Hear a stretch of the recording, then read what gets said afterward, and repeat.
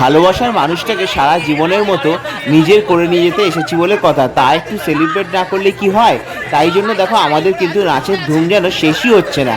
এদিকে আমি মোদিদি আর ফুল বরযাত্রী মিলে জমিয়ে কিন্তু নাচ করতে আমরা ব্যস্ত।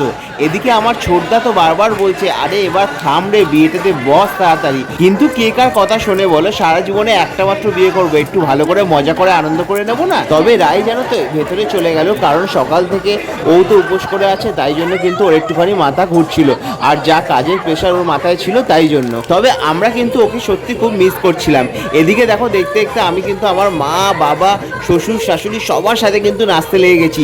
আর সাথে তো ওইদিকে মৌদি আছে, যে একাই পুরো সবকিছু জমিয়ে দিচ্ছে। তবে জানো তো শুধু আমরা নই, দুই বাড়ির সদস্যরাও কিন্তু আমাদেরকে ঘিরে বেশ কিন্তু আনন্দ উপভোগ করছিল, সেটা তোমরা দেখতেই পাচ্ছ। তবে তোমাদের কেমন লাগছে ভিডিওগুলো, সেগুলো কিন্তু লাইক, কমেন্ট ও সাবস্ক্রাইব করে জানাতে ভুলবে না। পরের পার্টে তোমাদের জন্য নিয়ে আসছি আশীর্বাদ পর্ব। Thanks for watching.